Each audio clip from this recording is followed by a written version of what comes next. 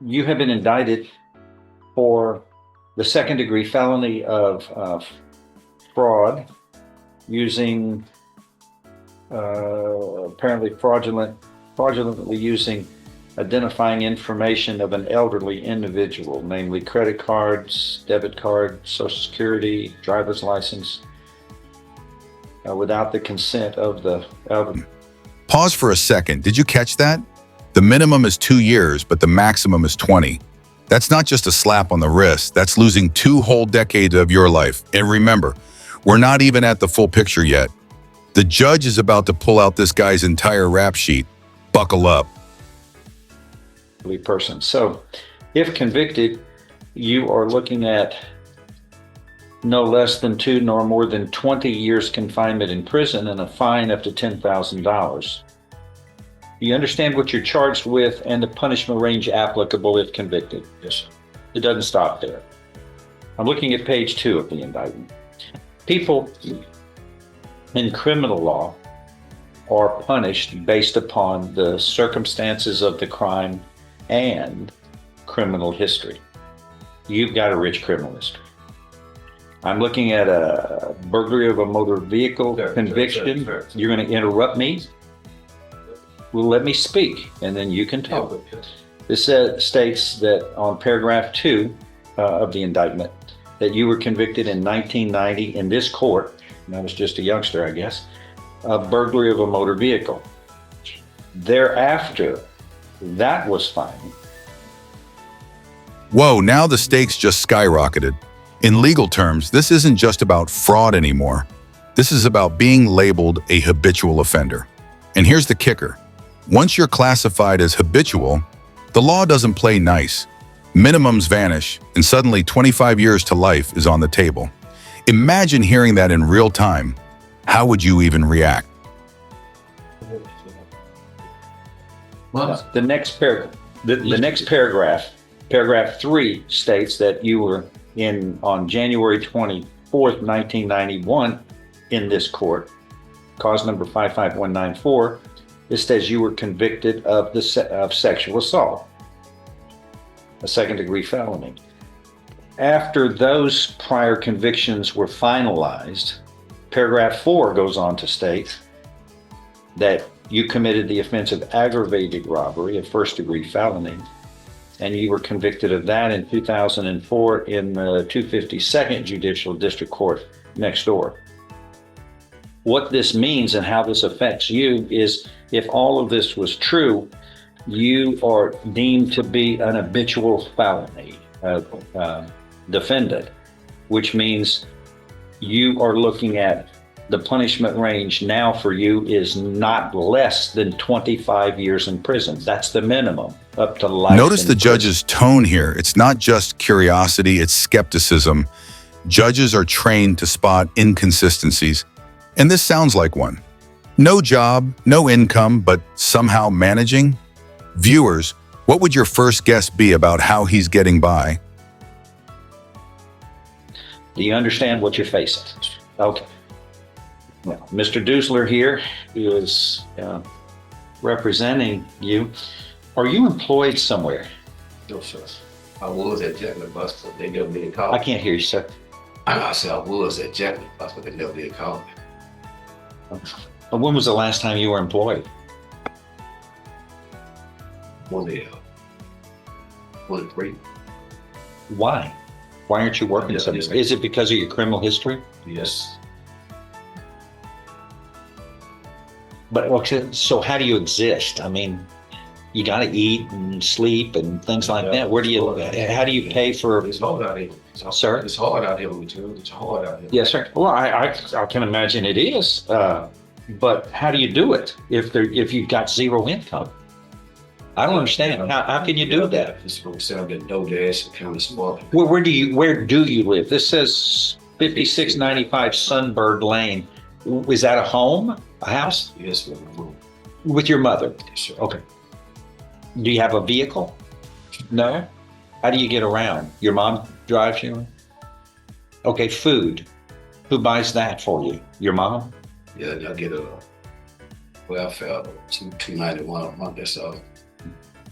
Well, But these charges I have against me right now in front of you, I took a purse out of the radio. Hold on. Okay, but Yeah, we don't want to.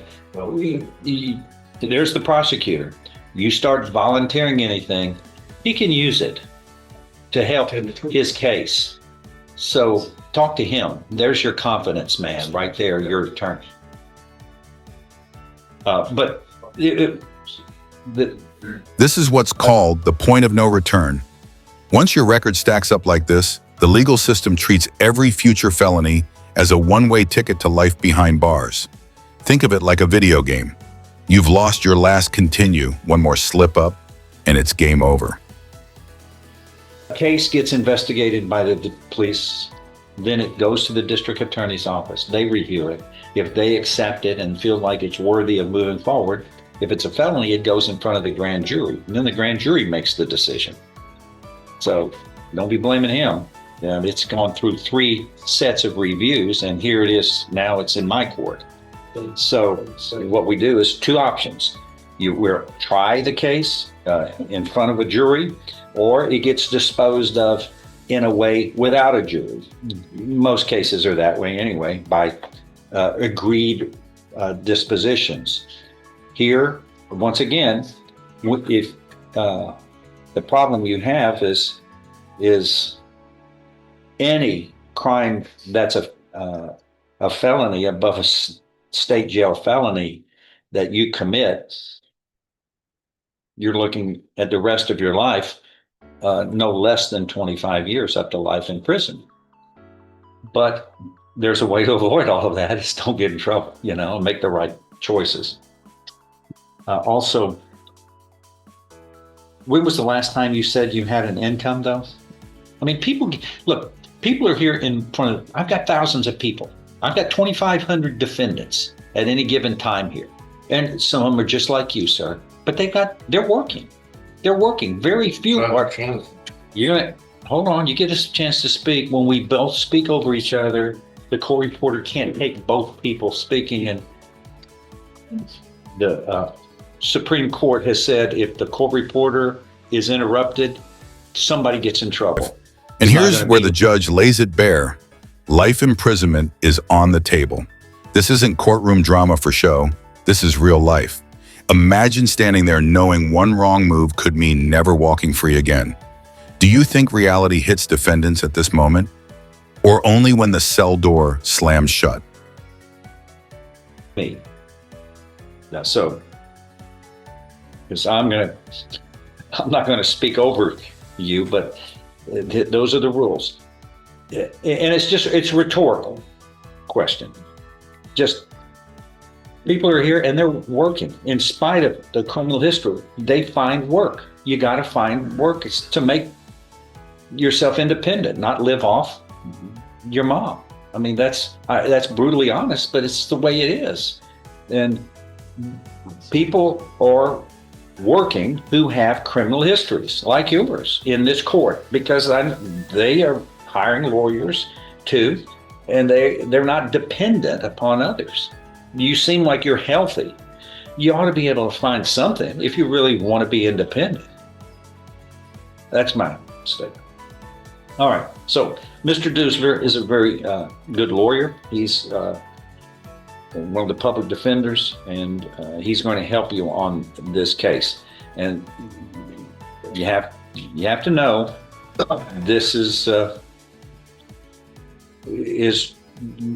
most serious situation when anybody's looking at up to life in prison, and that's what happens when you have a criminal history like this. Any third-degree felony or above puts you in harm's way of life imprisonment from here on. That's why the best thing to do is stay away from trouble. Now, I'm going to let you talk to him, and we're going to, so you can, have you ever talked to him yet? Okay, meet him. Here in a little bit, he'll discuss some things with you. He's a smart man. It'd be wise to follow his advice, but it's, at the end of the day, your choice.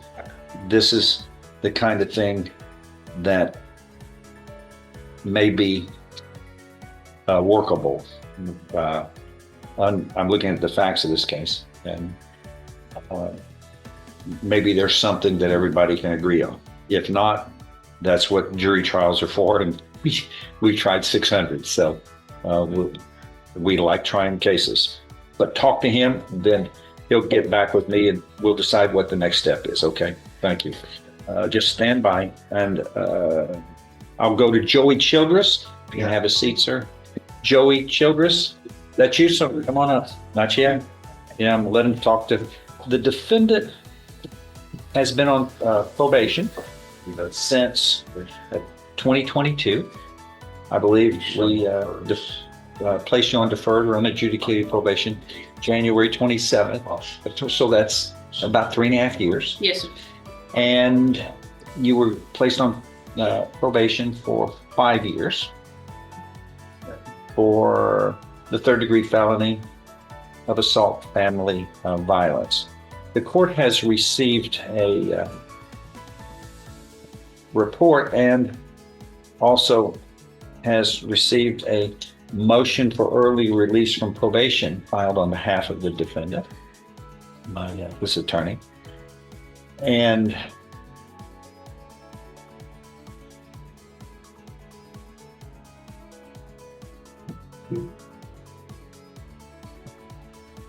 the court has also received a report from Mr. Hill from probation on this case. Have you seen this? No, sir.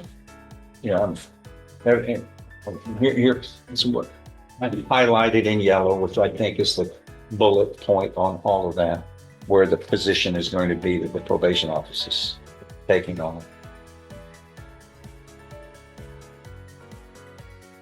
You have earned reward, but the probation office, from his standpoint, feels like termination at this point ought to be kind of put on hold, but you would be placed on inactive probation, weaning you off for a year, seeing how you do.